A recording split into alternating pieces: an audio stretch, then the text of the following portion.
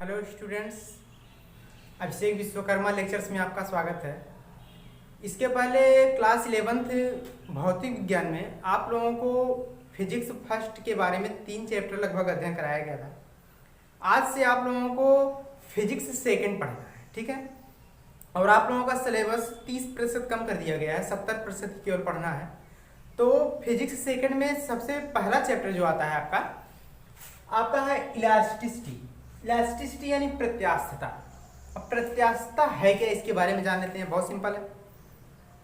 जैसे मान लीजिए कि कोई स्प्रिंग है। स्प्रिंग तो आप लोग देखे ही होंगे, स्प्रिंग है या, ठीक है ना। अब यदि इस स्प्रिंग को पकड़ के आप लोग खींच रहे हैं, ठीक है, स्प्रिंग है, स्प्रिंग को आपने पकड़ के खींचा, तो स्प्रिंग को खींचने के बाद उसकी लंबाई क्या है, बढ़ जाएगी, परिवर्तन तो होगा ही।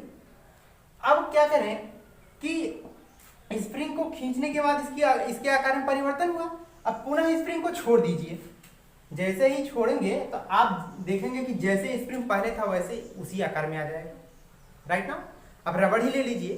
रबड़ को आपने खींचा पकड़ के, इसके बाद मान लीजिए रबड़ इस साइज का है, इतने आकार का है, यही साइज है रबड़ का। आपने इसको पकड़ के खींचा तो रबड़ के आकार में परिवर्तन हुआ। अब फिर छोड़ देंगे तो वह पुनः अवस्था, प्रारंभिक अवस्था में वापस आ जाएगा। यही क्रिया, यही घटना आपकी प्रत्यास्थता कहलाती है, ठीक है। यानी किसी भी वस्तु को पकड़ के खींचे जाएगा तो बाह्य बल, बिना बाहरी बल के तो किसी के आकार में परिवर्तन होना नहीं है, ठीक है। तो परिभाषा क्या बनेगी, जब किसी वस्तु पर बाह्य बल लगाकर खींचा जाता है, यानी जब किसी वस्तु को बाह्य बल लगाकर खींचा जाता है तो उसके आकार में परिवर्तन होता है और पुनः बाह्य बल हटा लेने से वह अपनी प्रारंभिक अवस्था में वापस आ जाता है। यह घटना आपकी प्रत्यास्थता कहलाती है, ठीक है। तो प्रत्यास्थता आप लोगों को समझ में आया। एग्जांपल्स के तौर पे आप लोग स्प्रिंग दे सकते हैं, रबड़ दे सकते हैं, अन्य भी प्रकार के हैं, ठीक है ना। चलिए देखिए, अब हम लोग प्रत्यास्थता के बाद आते हैं प्रत्यास्थता के प्रकार। देखिए, प्रत्यास्थता के 3 प्रकार बताए गए हैं, ठीक है ना। प्रत्यास्थता के 3 प्रकार हैं। पहला प्रकार कौन सा आपका, पूर्ण प्रत्यास्थ वस्तुएं हैं। दूसरा आपका है प्लास्टिक वस्तुएं।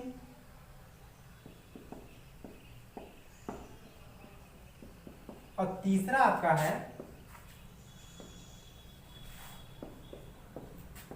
दृढ़ वस्तुएं, ठीक है। अब इन सब के बारे में परिभाषित कैसे करेंगे, ध्यान से देख लीजिए। प्रत्यास्थता यानी इलास्टिसिटी आपका 3 प्रकार से बांटा गया। किसको देखते हुए, वस्तुओं को देखते हुए प्रत्यास्थता को मुख्यतः 3 भागों में बांटा गया है। पहला आपका है पूर्ण प्रत्यास्थ वस्तुएं। अब पूर्ण प्रत्यास्थ वस्तुएं किसे कहते हैं, ऐसी वस्तुएं या इस प्रकार की वस्तुएं जिन पर बाह्य बल लगाकर खींचा जाए तो उसके आकार में परिवर्तन हो जाए और बाह्य बल हटा ले तो अपनी प्रारंभिक अवस्था में वापस आ जाए, वह आपकी पूर्ण प्रत्यास्थ वस्तुएं हैं। अब बताइए कि रबड़ है, रबड़ को खींचेंगे आकार में परिवर्तन होगा और छोड़ने के बाद जैसे पहला था वैसे हो जाएगा शुरुआती तौर पे। तो आप लोग कह सकते हैं रबड़ दे सकते हैं, रबड़ और स्प्रिंग, और भी एग्जांपल्स आप लोग दे सकते हैं। इसकी परिभाषा कंप्लीट हुई। अब चलते हैं प्लास्टिक वस्तु में। अब प्लास्टिक वस्तु में क्या है, आप लोग घर पे पॉलीथीन देखे होंगे, प्लास्टिक जिसमें आप लोग सामान लाते हैं सब्जी वगैरह। तो प्लास्टिक यानी पॉलीथीन ले लीजिए।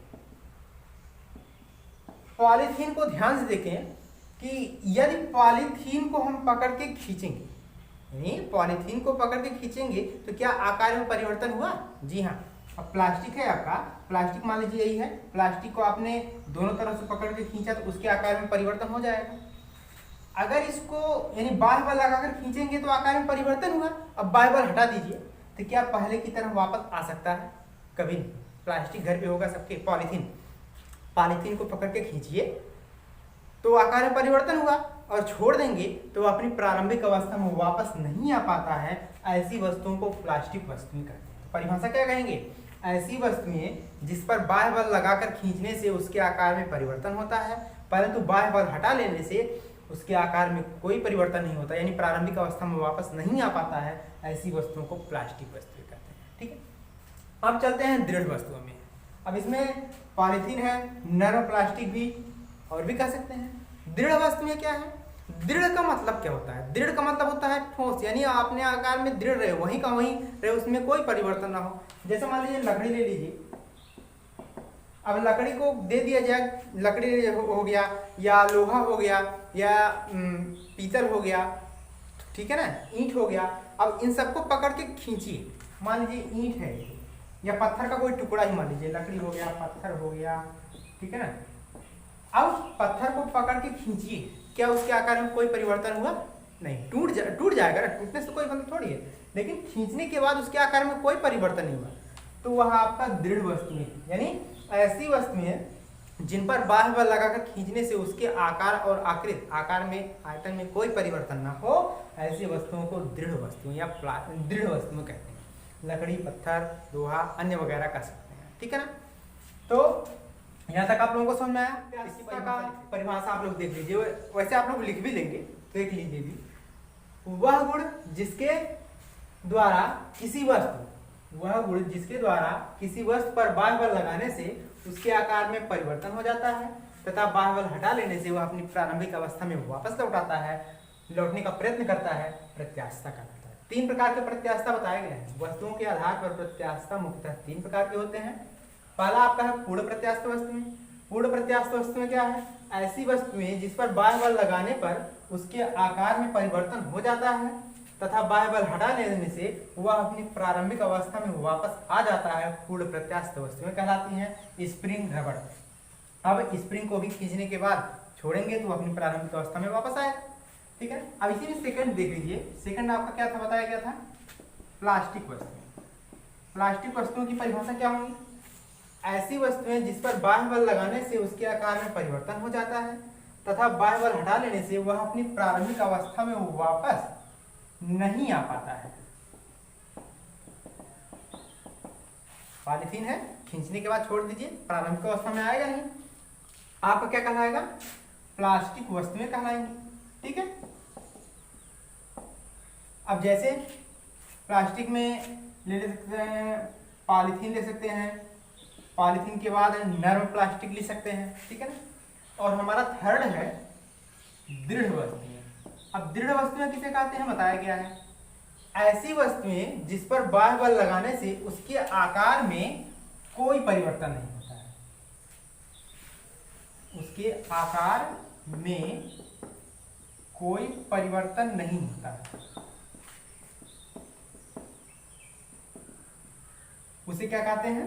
दृढ़ वस्तुएं। जैसे क्या हो गया आपका, जैसे हार्ड प्लास्टिक कह सकते हैं, लकड़ी कह सकते हैं, ईंट, पत्थर इत्यादि एग्जांपल्स ले सकते हैं, ठीक है ना। तो इतना आप लोग कंप्लीट कर चुके हैं। नेक्स्ट टॉपिक हमारा है विरूपक बल, ठीक है ना। प्रत्यास्थता में 3 प्रकार आप लोग पढ़े। विरूपक बल क्या है, बल के बारे में जानते हैं। तो विरूपक बल क्या है, ध्यान से देखेंगे। किसी वस्तु पर लगाया गया वह बल जिसके द्वारा उसके आकार और आयतन दोनों में परिवर्तन हो जाता है। प्रत्यास्थता में केवल आकार के बारे में बताया गया था। विरूपक बल में यानी किसी वस्तु पर लगाया गया वह बल जिसके द्वारा उसके आकार में भी परिवर्तन हो जाए और उसके आयतन में भी परिवर्तन हो जाए, उस पर लगने वाले बल को ही क्या कहते हैं? विरूपक बल कहते हैं, ठीक है। तो आप लोग जितना पढ़ाया जा रहा है आप लोग नोट्स कंप्लीट करते चलेंगे, क्योंकि अब रेगुलरिटी क्लास चलेगा। हो सकता है कि सैटरडे और संडे को छोड़कर क्लास चलाया जाए, तो आप लोग इसको नोट्स में कंप्लीट करेंगे।